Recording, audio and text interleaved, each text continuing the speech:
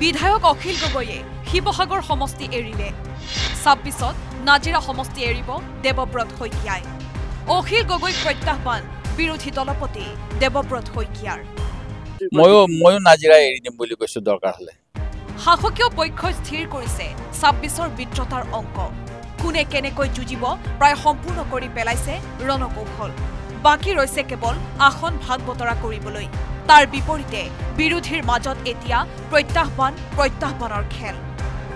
মই এটাই বিচাৰিম যে যদি সঁচাকে শিৱসাগৰত যদি অখিল গগৈ নুঠি অন্য কোনোবা বেলেগ কেণ্ডিডেট উঠিলে জিকাৰ বেছি সুবিধা হ'ব তেতিয়াহ'লে মই এৰি দিম ময়ো নাজিৰা এৰি দিম বুলি কৈছো দৰকাৰ হলে বিৰোধীয়ে মিত্ৰতাৰ বাবে বৈঠক আয়োজন কৰে কেতিয়াবা ওলাই বিয়াৰ কথা কেতিয়াবা ওলাই প্ৰত্যাহ্বানৰ কথা কিন্তু নোলায় মিত্ৰতাৰ চূড়ান্ত সিদ্ধান্ত কংগ্ৰেছ দলে যদি আজি কৈ দিয়ে যে আজিয়েই সিট বিতৰণ শেষ হ'ব আমি এই মুহূৰ্ততে যাম আৰু যে ঘণ্টা বহিব লাগে বহি লৈ একেটা বৈঠকতে আমি কাম শেষ কৰি দিম হয় মিত্ৰতা যদি আগতীয়াকৈ হয় কৰ্মীবিলাকে ভাল পায় কোনে কাৰ হৈ লাগিব লাগিব চেষ্টা কৰিছো অৱশ্যে বিৰোধী দলপতিয়ে বিচাৰিছে শীঘ্ৰে মিত্ৰপাশত আবদ্ধ হওক বিৰোধী সোনকালে দূৰ হওক বিৰোধীৰ মাজত থকা আহুৱাহ সকলো কথাতে অখিল গগৈক প্ৰতিবাদ কৰিব লাগে বুলিও আপোনালোকে ভাবিব নালাগে মোৰ পৰা হয় মিত্ৰতা যদি আগতীয়াকৈ হয় কৰ্মীবিলাকে ভাল পায় কোনে কাৰ হৈ লাগিব লাগিব চেষ্টা কৰিছো আনহাতে মিত্ৰতাক লৈ কিছু অপেক্ষাৰ কথা ক'লে প্ৰাক্তন সাংসদ আব্দুল খালেকে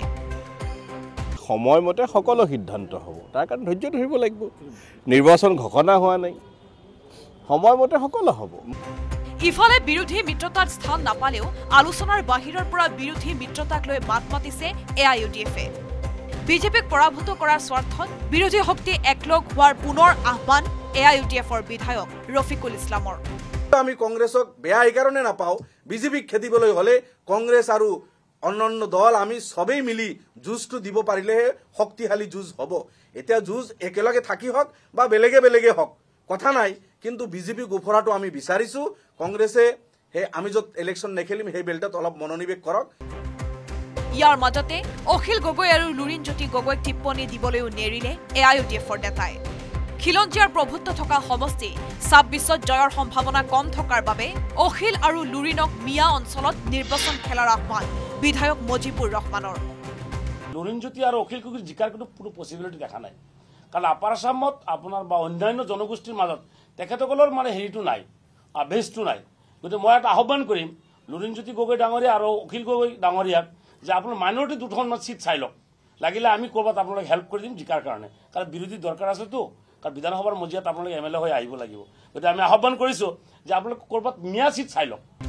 ২৬ৰ নিৰ্বাচনলৈ ভালকৈ ৪ মাহো নাই কিন্তু মিত্ৰতা কৰিব খোজা বিৰোধীৰ মুখ চুপতি আৰু প্ৰত্যাহ্বান এতিয়া ৰাজনৈতিক মহলৰ চৰ্চাৰ বিষয় হৈ পৰিছে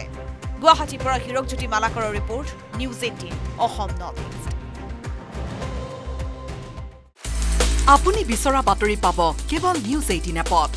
নিউজ 18 এপ ডাউনলোড কৰিবলৈ স্ক্যান কৰক এই QR কোড গুগল প্লে ষ্টৰতো পাব এই নিউজ 18 এপ